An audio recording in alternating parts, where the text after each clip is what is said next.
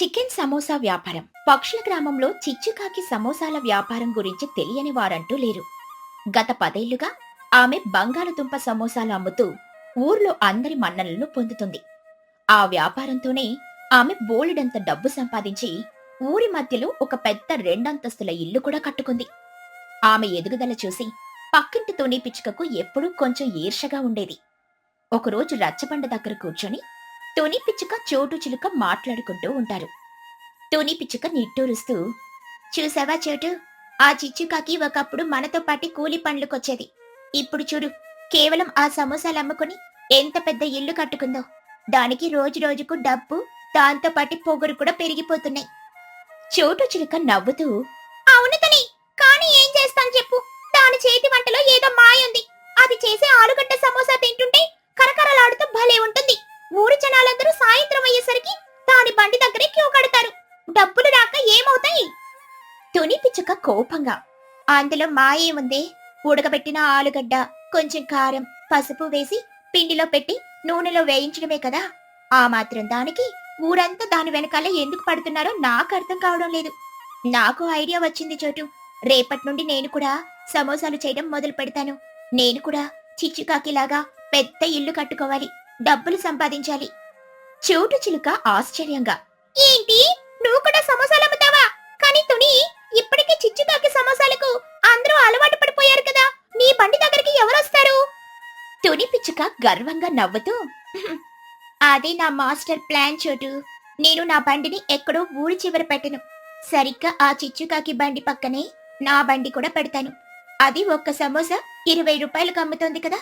నేను నా సమోసాను కేవలం 15 రూపాయలకే అమ్ముతాను.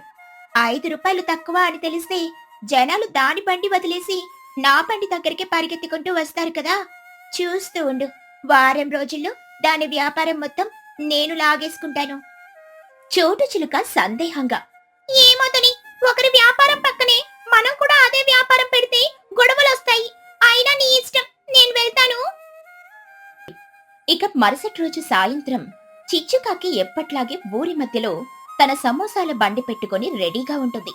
అప్పుడే తుని పిచ్చుక తన బండిని నెట్టుకుంటూ వచ్చి సరిగ్గా చిచ్చుకాకి బండి పక్కనే పెడుతుంది. చిచ్చుకాకి ఆశ్చర్యంగా చూస్తుంది. ఏంటి తనే, బండి తీసుకొనొచ్చావు? నువ్వు కూడా ఏదైనా వ్యాపారం మొదలు పెట్టావా ఏమిటి? నా బండి పక్కన ఎందుకు పెడుతున్నావు? తుని పిచ్చుక వెటకారంగా నవ్వుతూ, అవును చిచ్చు, నువ్వు ఒక్కదానివేనా డబ్బులు సంపాదించేది? నేను కూడా నీలాగే వేడివేడి ఆలు సమోసాలు అమ్ముదామని వచ్చాను. ఇక్కడైతే జనాలు ఎక్కువగా ఉంటారు కదా, అందుకే నీ పక్కనే పెట్టాను. ఏంటి, నీకేమైనా ఇబ్బందా? చిచ్చుకాకి నవ్వుతూ, నాకేం ఇబ్బందితోనే, ఎవరి అదృష్టం వాళ్ళది. వ్యాపారంలో పోటీ ఉంటేనే కదా మజా. నీ సమోసాలు కూడా అమ్ముకో. అలా సాయంత్రం 4 గంటలవుతుంది. లూసీ పౌరం, మహీగ్రద్ద, కుహుబాతు అందరూ సమోసాలు తినడానికి అక్కడికొస్తారు. వాళ్ళు ఎప్పట్లాగే చిచ్చుకాకి బండి దగ్గరికి వెళ్తూ ఉంటారు. తుని పిచ్చుక గట్టిగా అరుస్తూ, ఆ రండి రండి రండి, వేడి వేడి ఆలుగడ్డ సమోసాలు, ఎంతో రుచికరమైన సమోసాలు. చిచ్చుకాకి బండి దగ్గర ఒక్క సమోసా 20 రూపాయలు కదా, నా దగ్గర అదే సమోసా కేవలం 15 రూపాయలకి. రండి, 5 రూపాయలు ఆదా చేసుకోండి. లూసీ పౌరం ఆగిపోయి ఆశ్చర్యంగా, ఏంటి మహిగారు, తుని కేవలం 15 రూపాయలకే సమోసా ఇస్తోందట. చూడ్డానికి అవి కూడా చిచ్చు చేసి సమోసాల్లాగే పెద్దగా కరకరలాడుతూ ఉన్నాయి. మనం ఇక్కడే తీసుకుందామా? 5 రూపాయలు మిగులుతాయి కదా. మహీగ్రద్ద ఆలోచిస్తూ, నిజమే లూసీ, రోజు 20 పెట్టి కొనాలంటే మనకి కూడా కష్టమే కదా. 5 రూపాయలు తక్కువకి వస్తున్నప్పుడు తుని దగ్గరే తీసుకుందాం పదా. అలా వాళ్ళందరూ చిచ్చుకాకి బండి దగ్గర నుండి వెనక్కి తిరిగి తుని పిచ్చుక బండి దగ్గరికి వెళ్లి సమోసాలు కొనుక్కుంటారు. తుని సమోసాలు కూడా రుచిగా ఉండడంతో ఊరి జనాలు సగం మంది ఆ రోజు తుని దగ్గరే కొనుక్కుంటారు.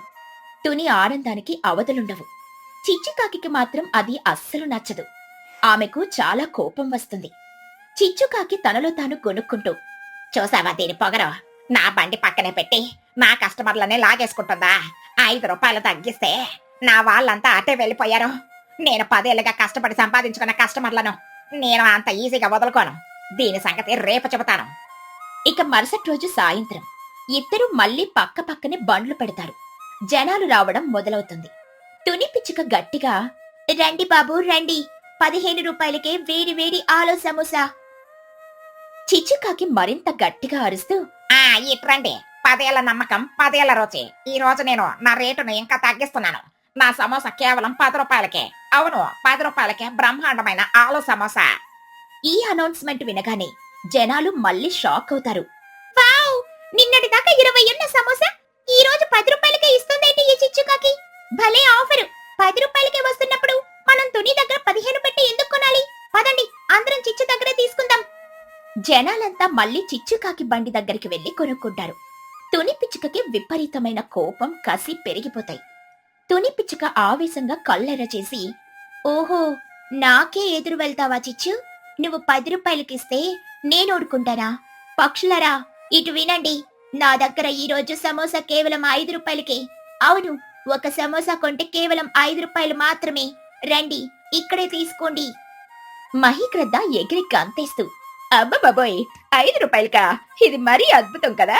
20 రూపాయలకి 4 సమోసాలు వస్తాయి. పద. ఇక ఇంటికి వెళ్లిన చిచ్చుకాకి సోఫాలో కుప్పకూలిపోయి కన్నీళ్లు పెట్టుకుంటూ ఉంటుంది. అప్పుడే బయట ఆడుకుని ఇంటికొచ్చిన ఆమె కొడుకు చిన్నుకాకి మరియు వాడి స్నేహితుడు బన్ను చిలుక చిచ్చుకాకిని చూసి కంగారుగా లోపలికొస్తారు. చిన్నుకాకి కంగారుగా, అమ్మో, ఏమైందమ్మా? ఎందుకలా ఏడుస్తున్నావు? ఈ రోజు సమోసాలన్నీ మిగిలిపోయాయేంటి? వ్యాపారం జరగలేదా? ఎవరైనా ఏమైనా అన్నారో? అవునంటే, మీరెప్పుడు ఎంతో ఉత్సాహంగా ఉంటారు. ఈ రోజేంటి ఇంత డల్ గా కూర్చున్నారు? ఏమైందో మాకు చెప్పండి ఆంటీ. చిచ్చుకాకి కళ్ళు తుడుచుకుంటూ బాధగా, ఏం చెప్పమంటారా పిల్లలు? ఆ తుని పిచ్చుక కావాలని నా వ్యాపారాన్ని నాశనం చేస్తోంది. తను కూడా నాలాగే ఆలు సమోసాలు చేయడం మొదలు పెట్టింది. నా బండి పక్కనే పెట్టి నేను రేటు తగ్గిస్తే తను ఇంకా తగ్గించి కేవలం 5 రూపాయలకే అమ్ముతోంది. జనాలంతా 5 రూపాయల కోసం నా రుచిని మర్చిపోయి దాని దగ్గరికే వెళ్లిపోతున్నారు. ఆ తునికి లాభం రాకపోయినా పర్వాలేదు గాని నా వ్యాపారం దెబ్బతీయాలన్నదే దాని ప్లాన్. నేనేం చెయ్యాలో నాకు అర్థం కావడం లేదురా. చిన్నుకాకి కోపంగా, ఏంటి? తుని అంటే అంత మోసం చేసిందా? ఒకరి బండి పక్కనే పెట్టి ఇలా రేట్లు తగ్గించి బిజినెస్ లాక్కోవడం చాలా తప్పమ్మా. మనం ఊరుకోకూడదు. రేపు నువ్వు సమోసా ఉచితంగా ఇచ్చేయమ్మా. అప్పుడు అందరూ నీ దగ్గరికే వస్తారు. బన్ను చిలుక నవ్వుతూ చిన్ను తల మీద మొట్టికాయ వేసి, అరే పిచ్చి సన్నాసి, ఫ్రీగా ఇస్తే అది వ్యాపారం ఎలా అవుతుందిరా దద్దమ్మ? అప్పుడు ఆంటీకి నష్టాలే వస్తాయి కానీ లాభమేముంటుంది? బన్ను చెప్పింది కరెక్ట్ రా చిన్నగా. ఈ ఇద్దరం ఇలా రేట్లు తగ్గించుకుంటూ పోతే చివరికి ఇద్దరము అడుక్కు తినాల్సిన పరిస్థితి వస్తుంది. నా వ్యాపారం మొత్తం నాశనం అయిపోతుంది. బన్ను చిలుక దీర్ఘంగా ఆలోచిస్తూ, అంటే మీరొకటే వస్తువు అమ్ముతున్నారు కాబట్టి ఆ తుని ఆంటీ అలా ధరలు తగ్గించి ఆడుకుంటుంది. మీరదే ఆలు సమోసా అమ్మితే వాళ్ళు 5 రూపాయలు ఇచ్చేదానికే వెళ్తారు. జనాలకు రుచి కంటే ముందు డబ్బులు మిగలటమే ముఖ్యం కదా. అందుకే మీరు ఇప్పుడు రేటు తగ్గించడం కాదు, వస్తువును మార్చాలి. చిచ్చుకాకి అయోమయంగా, వస్తువును మార్చాలా అంటే ఏంట్రా పండగ? నేను సమోసాలు కాకుండా బజ్జీలో పునుగులు అమ్మమంటావా? 10 ఏళ్ళగా నేను సమోసాలే అమ్ముతున్నాను కదరా. అరే కాదండి, సమోసానే అమ్మండి, కానీ అందులో పెట్టే కూర్పు మార్చండి. మీరు ఇన్నాళ్ళు బంగాళదుంప పెట్టి అమ్ముతున్నారుగా, ఆ టుని ఆంటీ కూడా ఆలుగడ్డే పెడుతుంది. ఆ ఆలుగడ్డ బదులు మీరు కొత్తగా ఏదైనా పెట్టండి. ఎవరు ఊహించినది, ఎవరు చేయలేనిది పెట్టండి. కొత్తగా అంటే ఏమంటుందిరా? ఉల్లిపాయలు బఠానీలు ఇవేనా? అవైతే ఎవరైనా చేస్తారు కదా. బన్ను చిలుక ఉత్సాహంగా చిటికి వేస్తూ, అదే కాదంటే నాకొక కిర్రాక్ ఐడియా వచ్చింది. మన ఊర్లో పక్షులందరికీ చికెన్ మటన్ అంటే ఎంత ఇష్టమో మీకు తెలుసు కదా. కానీ అందరూ కేవలం ఆదివారం మాత్రమే చికెన్ తెచ్చుకొని వండుకుంటారు. మిగతా 6 రోజులు వెజ్ తిని బోర్ ఫీల్ అవుతారు. ఆ నాన్ వెజ్ క్రేజ్ ని మనం ఎందుకు వాడుకోకూడదు? మీరు రేపటి నుండి ఆలు సమోసా బదులు చికెన్ సమోసా అమ్మండి ఆంటీ. చిన్నుకాకి కళ్ళు పెద్దవి చేసి, ఓ, చికెన్ సమోసానా? బన్ను, నీ బుర్ర అసలు మామూలుగా పనిచేయడం లేదురా. చికెన్ కీమాతో సమోసా చేస్తే జనాలు ఎగబడి మరీ తింటారా. చిచ్చుకాకి ఆనందంతో ఎగిరి గంతేస్తూ, అరే పండగ, నువ్వు నిజంగా జీనియస్ రా. చికెన్ తో సమోసా చేయడం మన ఊర్లో ఎంతవరకు ఎవరు ట్రై చేయలేదు. లోపల మెత్తటి చికెన్ కీమా, పైన కరకరలాడే సమోసా ఊహించుకుంటుంటేనే నా నోట్లో నీళ్ళు ఊరిపోతున్నాయి. ఆ తుని పిచ్చుక తన జీవితంలో ఎప్పుడూ నాన్ వెజ్ వండలేదు కాబట్టి తను నన్ను కాపీ కొట్టే ఛాన్సే లేదు. ఇది అసలైన మాస్టర్ ప్లాన్. అవునండి, చికెన్ అంటే దానికి కొంచెం ఖర్చు ఎక్కువ అవుతుంది కాబట్టి మీరు రేటు తగ్గించాల్సిన అవసరమే లేదు. ఏకంగా 50 రూపాయలు పెట్టండి ఒక సమోసా. చికెన్ అనగానే జనాలు 50 కాదు కదా 100 ఇచ్చినా కొంటారు. సూపర్ రా పనగా.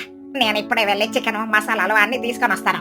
రేపు నా వ్యాపారం ఏంటో, నా దెబ్బ ఏంటో ఆ తోనికి రుచి చూపిస్తాను. ఇక మరుసటి రోజు ఉదయం నుండి చిచ్చుకాకి ఎంతో ఉత్సాహంగా చికెన్ కీమా తీసుకునొచ్చి అందులో అల్లం వెల్లుల్లి పేస్టు, గరం మసాలా, ఉల్లిపాయలు వేసి అద్భుతమైన ఫ్రై చేసింది. ఆ చికెన్ కీమాను సమోసా పిండిలో పెట్టి చాలా జాగ్రత్తగా అందంగా మడిచింది. సాయంత్రం 4 గంటలకు ఎప్పట్లాగే బండి తీసుకుని వెళ్లి నిలబడింది. అప్పటికే తుని పిచ్చుక తన బండి మీద 5 రూపాయలకే ఆలు సమోసా అని బోర్డు పెట్టుకుని గర్వంగా చిచ్చుకాకి వైపు చూస్తూ ఉంది. తుని పిచ్చుక వెటకారంగా, ఏంటి చిచ్చు, ఈ రోజు కూడా మిగిలిపోయిన సమోసాలు ఇంటికి పట్టుకెళ్లడానికే వచ్చావా? నా బండి దగ్గర 5 రూపాయలకే దొరుకుతుంటే నీ దగ్గరికి ఎవడొస్తాడే? చిచ్చుకాకి చిరునవ్వు నవ్వుతూ ఏమాత్రం కంగారు పడకుండా, ఆ సమయం వచ్చినప్పుడు ఎవరి దగ్గరికి ఎవరు వస్తారో వాళ్ళకి తెలుస్తుంది లేతోనే. నువ్వు నీ 5 రూపాయల సమోసాలు అమ్మకో, నేను నా బండి చూసుకుంటాను.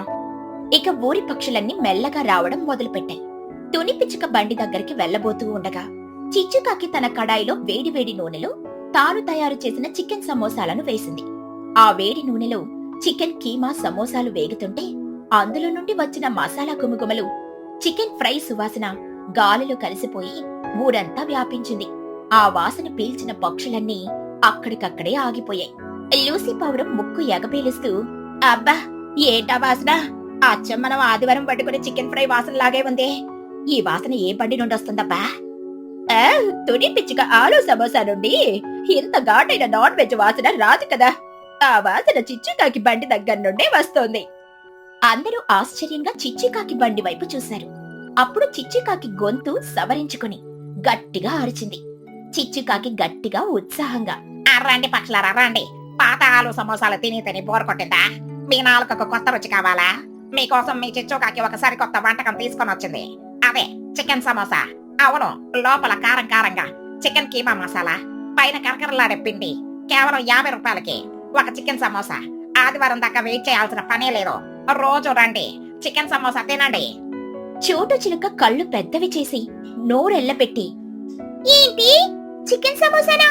నా జీవితంలో నేను ఎప్పుడూ దీని పేరు వినలేదు, తినలేదు. వాసన చూస్తుంటేనే కడుపులో ఎలుకలు పరిగెడుతున్నాయి. 50 రూపాయలు అయినా పర్వాలేదు, చికెన్ కదా, ఆ మాత్రం రేట్ ఉంటుందిలే. ముందు నాకు ఒక 2 చికెన్ సమోసాలు వేసి ఇవ్వచ్చు, నా వల్ల కావడం లేదు.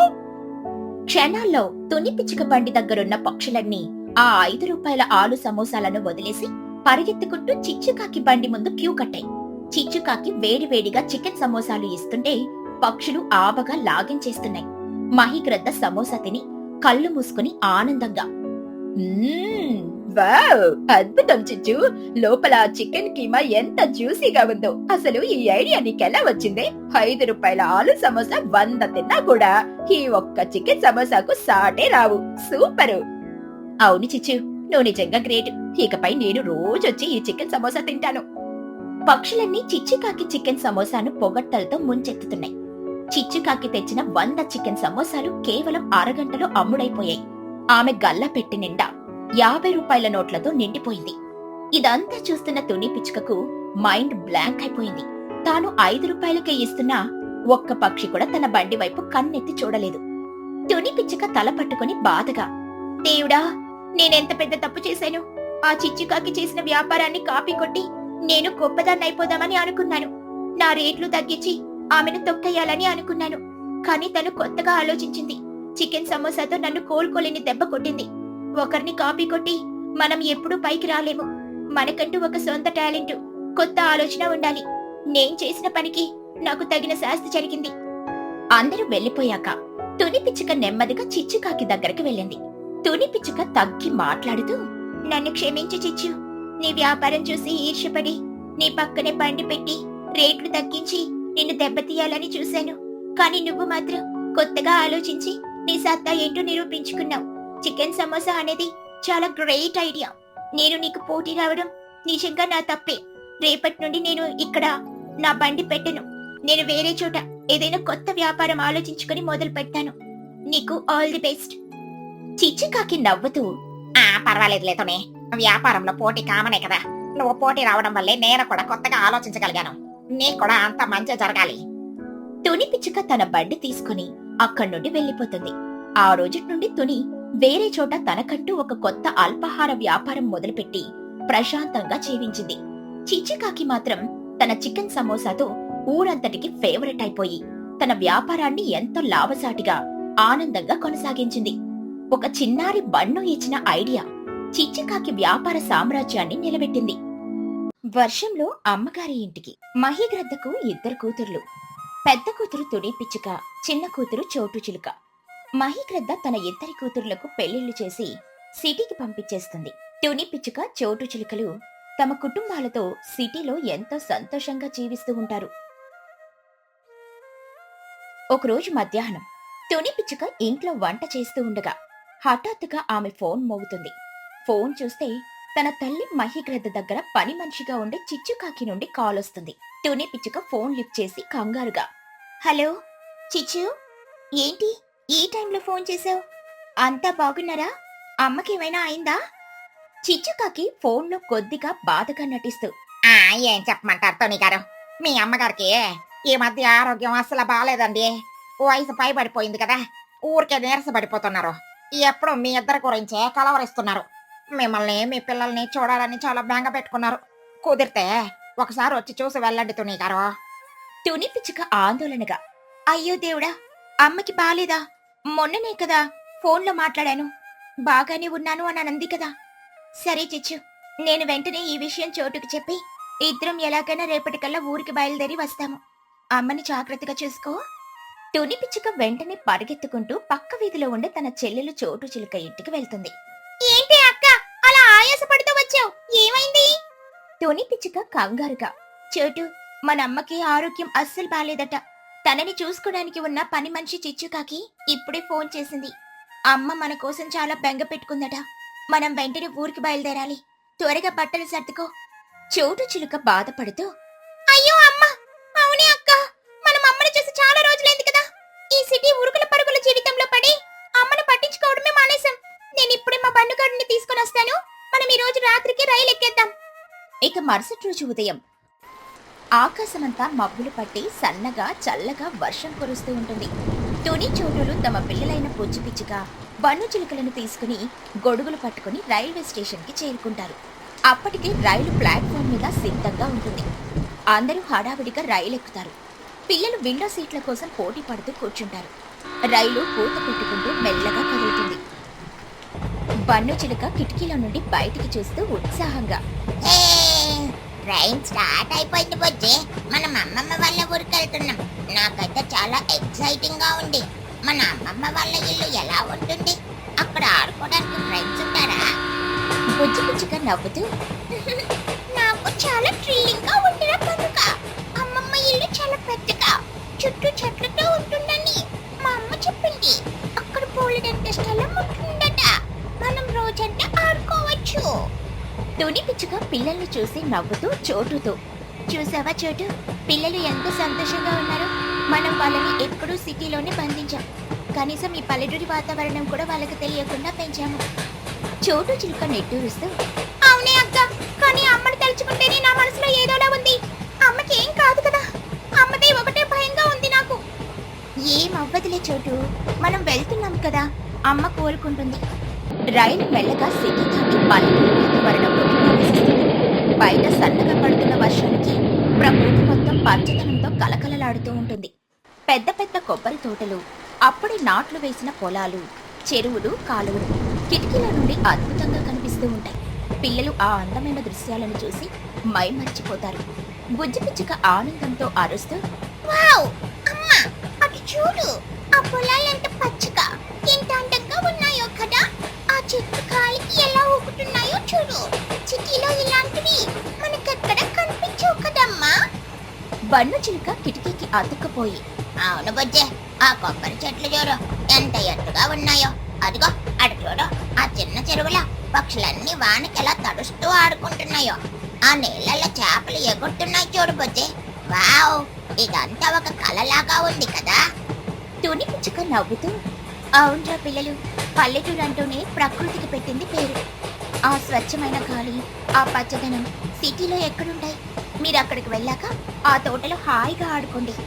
చోటు చిలుక కిటికీ బయటకు చేతులు చాచుతూ వాన చినుకులను ఆస్వాదిస్తూ, నిజమే అక్క, ఈ చల్లటి గాలి, ఈ వాన చినుకులు మన ఒంటికి తగులుతుంటే నా సిటీ టెన్షన్స్ అన్ని మాయమైపోయినట్లు అనిపిస్తుంది. ఈ ప్రయాణం చాలా హాయిగా ఉంది. రైలు ప్రయాణం అంతా పిల్లలు కేరింతలు కొడుతూ, ప్రకృతిని ఆస్వాదిస్తూ ఎంతో సంతోషంగా గడిచిపోతుంది. మధ్యాహ్నం సమయానికి వాళ్ళు తమ ఊరికి చేరుకుంటారు. రైలు దిగి నడుచుకుంటూ మహీగ్రద్ద ఇంటికి వెళ్తారు. ఇల్లు చూసి పిల్లలు ఆశ్చర్యపోతారు. చుట్టూ పెద్ద పెద్ద కొబ్బరి చెట్లు, పూల మొక్కలతో ఆ పెంకుటిల్లు ఎంతో అందంగా ఉంటుంది. మహీగ్రద్ద మంచం మీద పడుకునుండి కూతుర్లను చూడగానే లేచి కూర్చొని, ఆ నా తల్లులు వచ్చేసారా? మీకోసమే నా కళ్ళు కాయలు కాచేలా ఎదురు చూస్తున్నాన్రా. తుని పిచ్చుక పరిగెత్తుకుంటూ వెళ్లి తల్లిని హత్తుకుని కన్నీళ్లు పెట్టుకుంటూ, అమ్మా ఎలా ఉన్నావమ్మా? ఏమైంది నీకు? నీరసంగా ఉన్నావు? చోటు చిలుక మహీగ్రద్ద చెయ్యి పట్టుకుని, అమ్మా మమ్మల్ని క్షమించమ్మా, నిన్ను చూసి చాలా రోజులైంది. నీకు ఆరోగ్యం బాలేదని చిచ్చు ఫోన్ చేయగాని మాకు ప్రాణాలు పోయినంత పనైంది. మహీగ్రద్ద నవ్వుతూ కూతుర్ల కన్నీళ్లు తుడుస్తూ, ఏడవకండి పిచ్చి తల్లులారా, నాకేం కాలేదులే, వయసు అయింది కదా, కొంచెం ఒళ్ళు నొప్పులు, నీరసం అంతే. మిమ్మల్ని చూడాలనిపించి ఫోన్ చేయించాను. అరే ఈ పిల్లలెవరు? మన బుజ్జి పన్నులేనా? ఎంత పెద్దవాళ్ళు అయిపోయారా? రండి నాన్న, అమ్మమ్మ దగ్గరికి రండి. బుజ్జి పిచ్చుక నవ్వుతూ మహీ దగ్గరికి వెళ్లి, హాయ్ అమ్మమ్మ, నువ్వు చాలా క్యూట్ గా ఉన్నావు. నీ ఇల్లు కూడా సూపర్ గా ఉందమ్మమ్మ. అవునమ్మమ్మ, మీ తోటలో చాలా కొబ్బరి చెట్లున్నాయి కదా, మేం వాటితో ఆడుకోవచ్చా? మహీగ్రద్ద ఆనందంతో పిల్లలను ముద్దాడుతూ, ఆడుకోండ్రా నాన్న, ఈ తోట ఇల్లు అంటే మీవే కదా, మీరు రావడం నాకు చాలా సంతోషంగా ఉంది. నా సగం జంపు మీ అందరినీ చూడగానే తగ్గిపోయింది. సరిగ్గా అప్పుడే వంటగదిలో నుండి చిచ్చుకాకి బయటకొస్తుంది. చిచ్చుకాకి నవ్వుతూ నటిస్తూ, నమస్కారం తని గారు, చోటగారు, ఎలా ఉన్నారు? ప్రయాణం అంతా కులాసాగా జరిగిందా? పిల్లలు కూడా చాలా పెద్దవాళ్ళైపోయారు. మీ అమ్మగారు మీ గురించి రోజు కలవరిస్తున్నారు. అంతా బాగానే జరిగింది చిచ్చు. అమ్మని ఇంత జాగ్రత్తగా చూసుకుంటున్నందుకు నీకు చాలా థ్యాంక్స్. చిచ్చుకాకి చేతులు కట్టుకొని, అయ్యా అందులో నా గొప్ప ఏముందులేండి, నేను పని మనిషినైనా, మీ అమ్మగారు నన్ను సొంత కూతురులా చూసుకుంటున్నారు. సరే మీరు ఫ్రెష్ అవ్వండి, నేను వేడివేడిగా భోజనం వడ్డిస్తాను. 2 రోజులు ఎంతో ఆనందంగా గడి పిల్లలు రోజంతా కొబ్బరి తోటల్లో ఆడుకుంటూ, వానలు తడిస్తూ పల్లెటూరు జీవితాన్ని ఆస్వాదిస్తూ ఉంటారు. తుని చోటులు తమ తల్లికి సేవలు చేస్తూ పాత జ్ఞాపకాలను నెమరు వేసుకుంటూ ఉంటారు. 3వ రోజు మధ్యాహ్నం పిల్లలు నిద్రపోతున్న సమయంలో మహీగ్రద్ద తన ఇద్దరి కూతుర్లను దగ్గరికి పిలుస్తుంది. మహీగ్రద్ద కొంచెం సీరియస్ గా గుసగుసలాడుతూ, తుని చోటు, మీతో ఒక ముఖ్యమైన విషయం చెప్పాలి. నేను ఈ విషయం మీతో చెప్పాలా వద్దా అని చాలా రోజుల నుండి మదన పడుతున్నాను. ఏంటమ్మా అంత సీరియస్ గా చెబుతున్నావు? ఏమైంది? ఏం లేదమ్మా, ఈ మధ్య నాకు మన పని మనిషి చిచ్చుకాకి మీద విపరీతమైన అనుమానం కలుగుతోంది. తను రోజు ఇంట్లో మనకు తెలియకుండా ఏదో మతలబు చేస్తుందని నా నమ్మకం. తుని పిచ్చుక ఆశ్చర్యంగా, చిచ్చు మీద అనుమానమా? ఏంటమ్మా నువ్వనేది?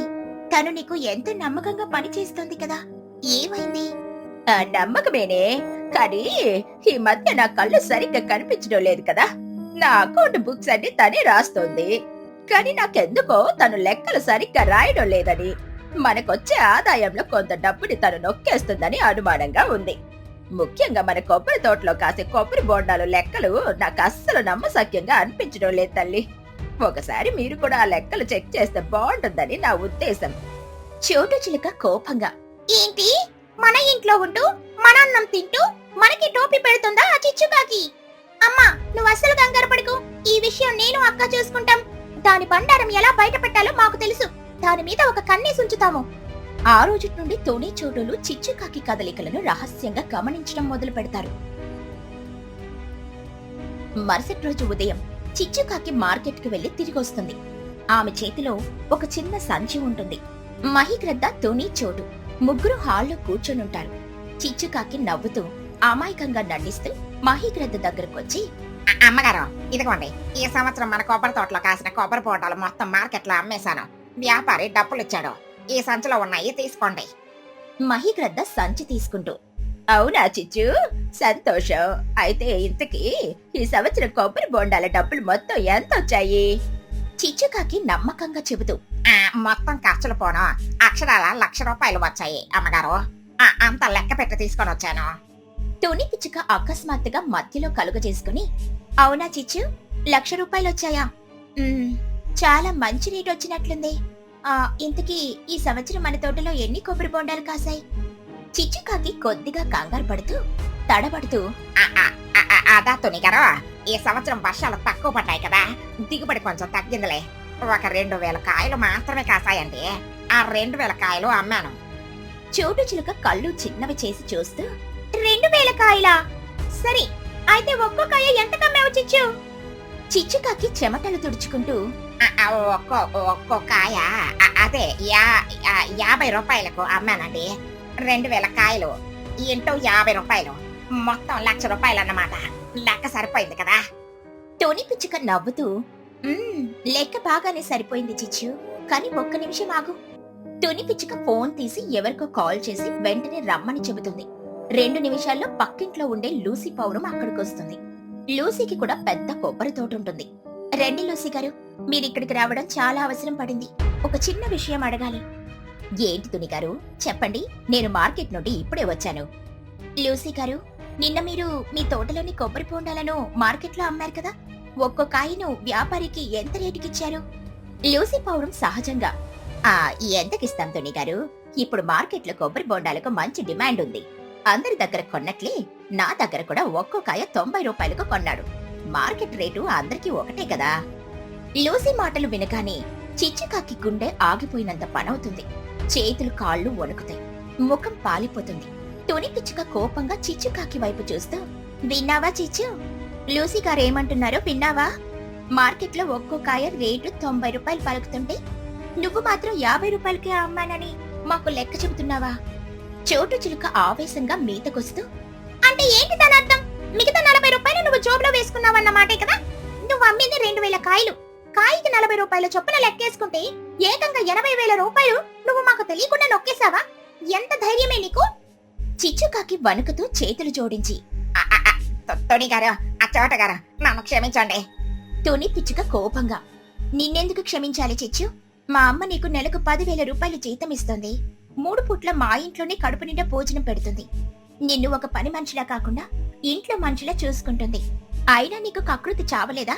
మా డబ్బులు దోచుకోవాలని ఎందుకు బుద్ధి పుట్టింది నీకు? అమ్మా, చూసావా ఈ దొంగ కాకి బాగోతాం, దీనిని ఇలా వదిలేయకూడదు. ఇప్పుడే పోలీసులకు ఫోన్ చేసి కంప్లైంట్ ఇస్తాను, అప్పుడు కానీ దీనికి బుద్ధి రాదు. చిచ్చుకాకి బోరునా ఏడుస్తూ మహిగ్రద్ద కాళ్ళ మీద పడిపోయి, అయ్యా వద్దమ్మగారు, నన్ను పోలీసులకు పట్టించకండి. నా జీవితం నాశనం అయిపోతుంది. నన్ను క్షమించండి. నేను అత్యాశకపోయాను. మీరు అంతగా పట్టించుకోరు కదా అన్న ధైర్యంతో నేను ఈ తప్పు చేశాను. మీ ₹80,000 నేను రేపే తెచ్చి ఇచ్చేస్తాను. నన్ను జైలుకు పంపకండి ప్లీజ్ అమ్మగారు, దయచేసి నన్ను క్షమించండి. ఇంకెప్పుడు నేను నా జీవితంలో ఇలాంటి దొంగతనం చెయ్యను.